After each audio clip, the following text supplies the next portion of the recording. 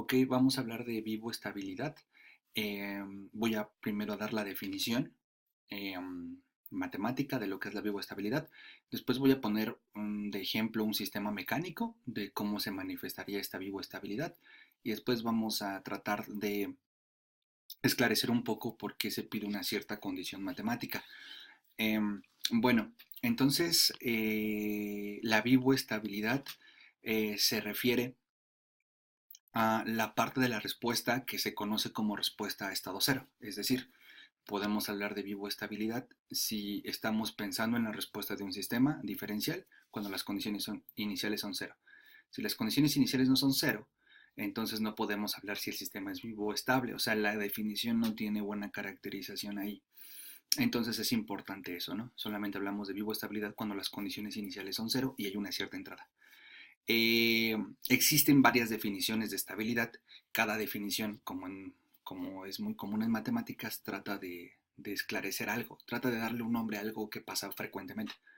Entonces trata de rescatar, darle un nombre específico a una cualidad que resulta ser importante, ¿no? Así definimos, eso pasa con las definiciones, ¿no? Entonces, esta es la idea, ¿no? Hay muchas definiciones de estabilidad, cada una rescata alguna característica de un sistema, de una ecuación diferencial. Esta rescata lo siguiente. Decimos que un sistema es vivo estable, entrada acotada, salida acotada, y el nombre es muy claro respecto a qué significa esto. Si para cada entrada acotada, la respuesta se produce una respuesta acotada del sistema.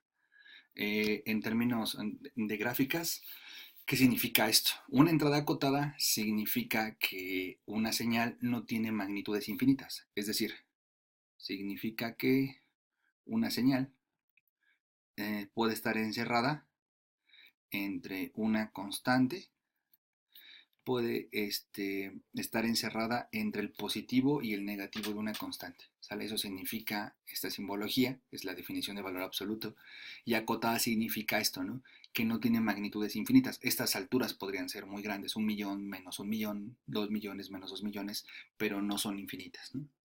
¿Qué significa que produce una salida acotada? Significa que si las condiciones iniciales del sistema son cero, entonces pues no necesariamente la salida está encerrada entre la misma constante, puede ser más grande o más chica que la m de x, esta es una constante, pero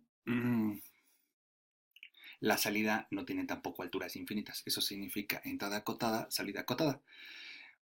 Entonces, una manera de verificar que un sistema es vivo o estable pues es introducir una señal acotada y ver que la respuesta es acotada. Obviamente esto no es muy práctico porque nunca terminaríamos. Por ejemplo, ¿qué señal es acotada? Pues el seno. ¿Por qué el seno es acotado? Porque está entre -1 y 1. O entre -2 y 2, o entre -3 y 3, como lo quiera ver, pero por lo menos yo sé que está entre -1 y 1. Entonces, necesitaría calcular la respuesta de este sistema cuando la entrada es un seno y ver que la salida precisamente tampoco tiene alturas infinitas. Pero ya lo hice para el seno. Ahora, pues otra entrada acotada sería 2 veces un seno. Entonces tendré que volver a verificar eso. Pero otra entrada acotada sería 3 veces un seno trasladado una unidad a la derecha. Y tendré que volver a verificar. Es decir, hay una infinidad de señales acotadas. Y entonces tendré que hacer esto una infinidad de veces. ¿Ok? Eh, lo cual no es muy práctico. Por lo cual, se llega a la siguiente conclusión. La conclusión es que para que un sistema sea vivo estable, es decir, para que cada vez que entre algo que no tenga alturas infinitas, salga algo del sistema que no tenga alturas infinitas, siempre y cuando las condiciones iniciales sean cero, necesito que esta integral no sea infinita. Esta integral es la integral de la respuesta al impulso en valor absoluto, no debe de ser infinito, es decir, debe ser menor que una constante. O sea, esta integral debería de existir, ¿ok? Y bueno, a continuación en unos momentos voy a tratar de argumentar a qué se refiere esto, ¿no? Eh, y bueno, uno dice, bueno, pues hacer esta integral pues ya no está tan difícil porque ya no tengo que hacer múltiples soluciones de ecuaciones diferenciales para múltiples entradas acotadas. Basta con que verifique esta condición. Pero todavía se puede simplificar más el resultado. Y el resultado sería el siguiente. Dice un sistema LTI diferencial causal con entrada en cero y función de transferencia HDS propia. ¿Qué significa eso? Que una función de transferencia es propia siempre y cuando el denominador tenga grado más alto que el numerador, es decir, que el grado de lo de abajo sea más grande que el grado de lo de arriba. Eso es propio. Entonces, si un sistema LTI diferencial tiene una función de transferencia propia, este sistema será vivo estable, lo que significa vivo estable, si solo si cada polo tiene parte real negativa. ¿Qué son los polos de una función de transferencia? Los polos de una función de transferencia son los valores de la variable s que ocasionan que el valor de s tiende a infinito. En particular, si h de s es polinomio entre polinomio, pues para que ese polinomio tienda a infinito necesito calcular las raíces del denominador. Es decir, igualo a 0 el denominador y eso me va a dar los valores de los polos. Y si esos polos tienen parte real negativa, o las raíces del polinomio característico también se les llama así, entonces diré que el sistema es vivo estable. Pero cada polo tiene que tener parte real negativa. Lo que significa esto es que si hay un polo que no tiene parte real negativa, pues evidentemente no satisface esta condición y es vivo inestable. ¿Ok? ¿Qué significa que algo sea vivo inestable? Que entra algo que no tiene alturas infinitas y sale algo del sistema que tiene una altura infinita. Eso significa vivo inestable, ¿no? Estás mm, eh, perturbando el sistema con algo que no tiene alturas infinitas y el sistema te está arrojando algo con alturas infinitas, ¿ok? Bueno, entonces voy a proyectar un ejemplo mecánico de lo que significaría la vivoestabilidad. ¿Sí? Aquí está. Entonces, la vivoestabilidad lo quisiera poner con este ejemplo mecánico, lo quisiera ilustrar con este ejemplo mecánico. ¿Qué es lo que quiero ilustrar con este ejemplo mecánico? Tengo este sistema que es un péndulo. Entonces el sistema es un péndulo. La entrada del sistema es una X y la salida es la Y. La Y es el ángulo teta. ¿Quién es teta? Es el ángulo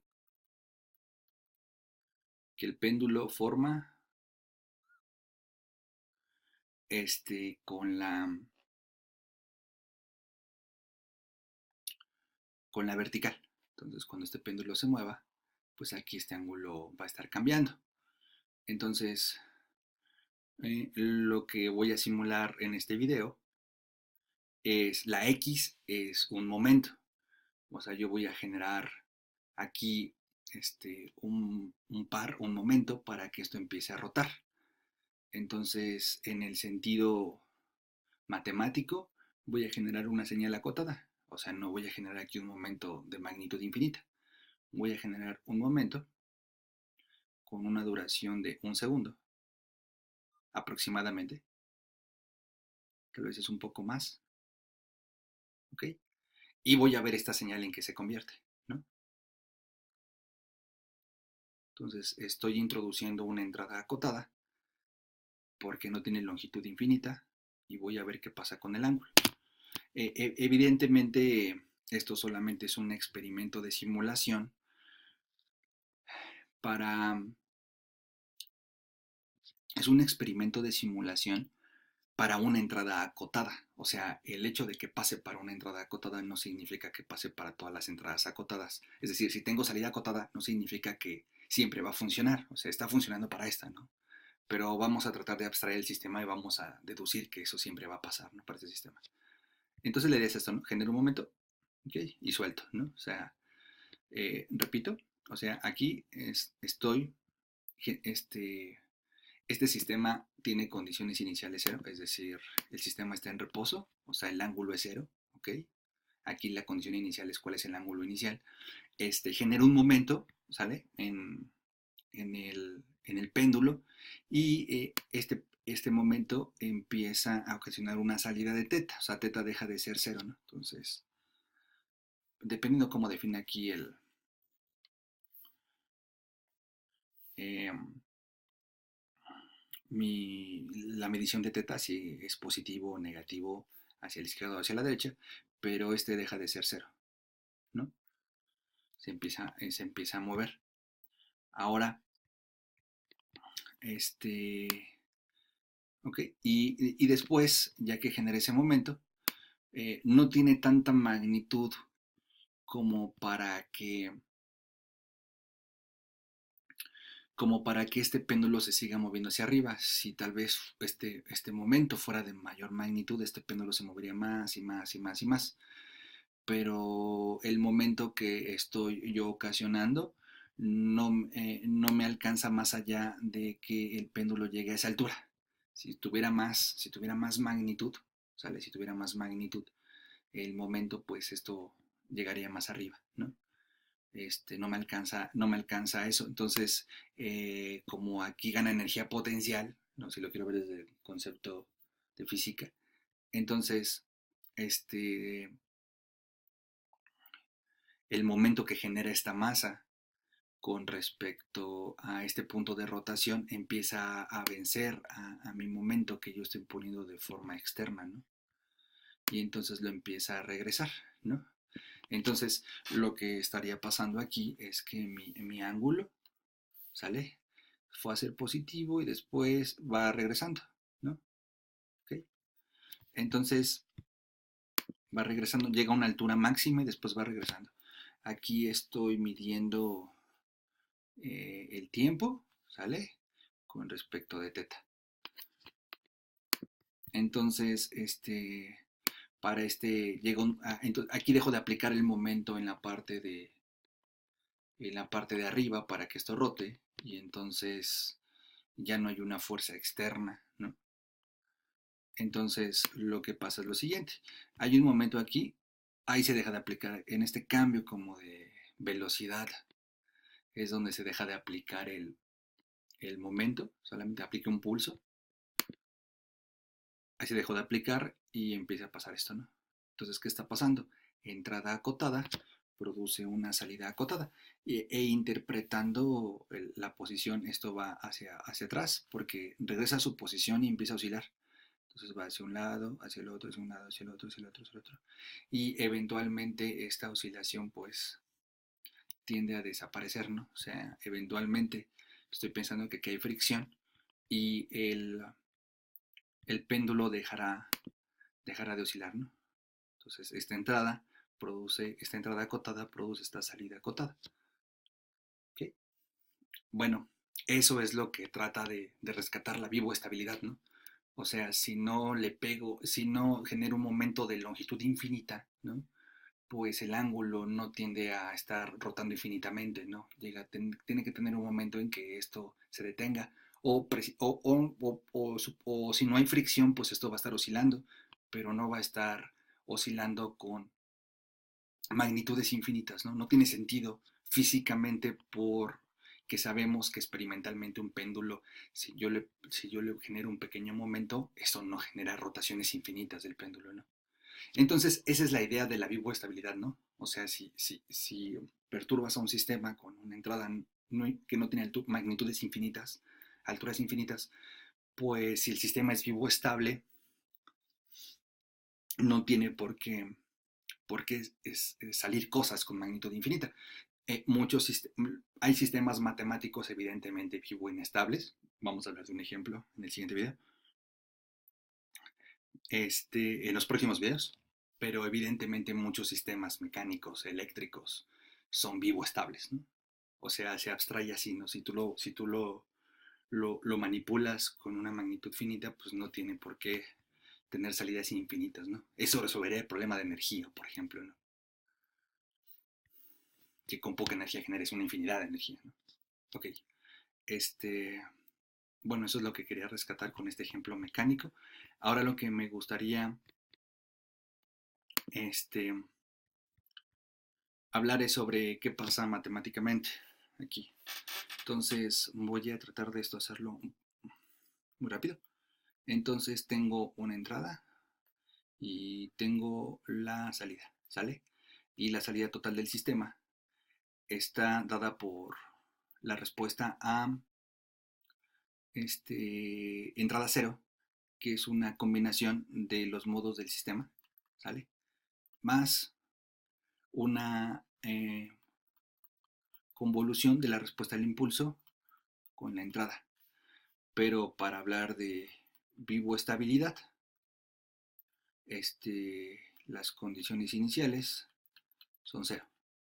Por lo tanto, la respuesta total, si estas condiciones iniciales son cero, solo es h de t convolución con x de t, ¿sale? Entonces, me gustaría ver qué pasa con el valor absoluto de la respuesta total. Pero el valor absoluto de la respuesta total, pues es esta convolución. Entonces, sería la convolución, como este es, bueno, pues supone que son causales. Entonces, la convolución va de 0 a t, ¿no? ¿Dónde está? Ok, sería de h de tau por x de t menos tau diferencial de eta. Recordemos que la convolución conmuta, entonces cualquiera puede dejar fija y cualquiera puedo tener, puedo trasladar. Entonces, ¿qué pasa aquí? Entonces, esta es la respuesta total cuando las condiciones iniciales son cero. Lo que yo sé es que si yo integro una expresión, pues la expresión puede ser positiva o negativa, porque pues depende de 0 a t si el área está por arriba del eje horizontal o por debajo del eje horizontal. Pero esta operación puede ser positiva o negativa y puede tener una cierta magnitud. A lo mejor un pedazo está por arriba, un pedazo está por abajo y esto es un cierto resultado. Pero esta cantidad va a ser menor o igual que si yo garantizo que todo está por arriba del eje horizontal. Es decir, si yo primero, bueno, para que tenga sentido, solo el valor absoluto va antes del diferencial. Si yo garantizo eso, o sea, si yo garantizo que todo está por arriba del eje horizontal, pues voy a integrar área que es positiva. Entonces este número, pues por lo menos es igual a este número. En general le va a ganar, ¿no? Porque aquí estoy garantizando que toda el área, como saco primero el valor absoluto y luego integro, pues estoy garantizando que toda el área está por arriba y aquí el área podría estar por arriba, por abajo y se puede cancelar. Pero yo sé que mi hipótesis es que la entrada es acotada. Es decir, el producto, el valor absoluto de un producto es el valor absoluto del primero por el valor absoluto del segundo. Pero esta x, si la traslado horizontalmente, pues no rebasa los límites verticales delimitados por la m. Entonces, este número es menor o igual a, este multiplicado por la m, porque la m le gana a las x, ¿no? Entonces, si aquí multiplico por x, pues da un cierto valor, pero si multiplico por un número que le gana a las x siempre, pues esta integral va a ser más chica que multiplicar por m, pero m es una constante, entonces esto es mx, ¿no?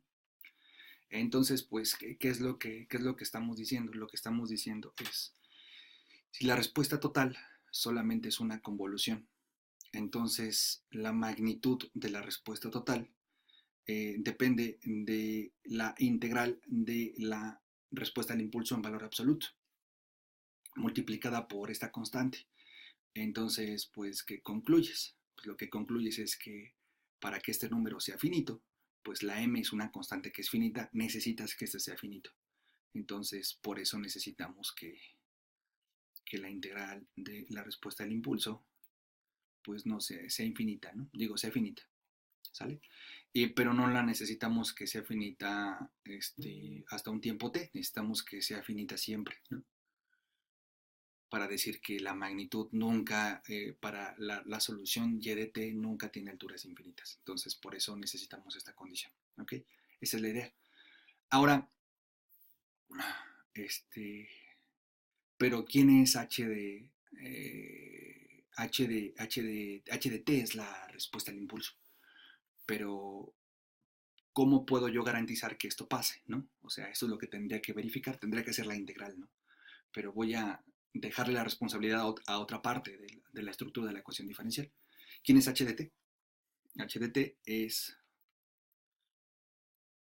la respuesta al impulso, pero si obtengo transformada de Laplace, esto es h de s, ¿ok? Y la transformada inversa pues es h de t, ¿ok? Pero h de s, ¿ok?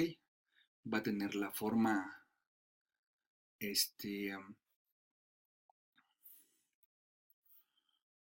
va a tener la forma P de s entre Q de s. ¿Quién es P de s? Pues es un cierto polinomio, ¿no? Y estamos suponiendo que es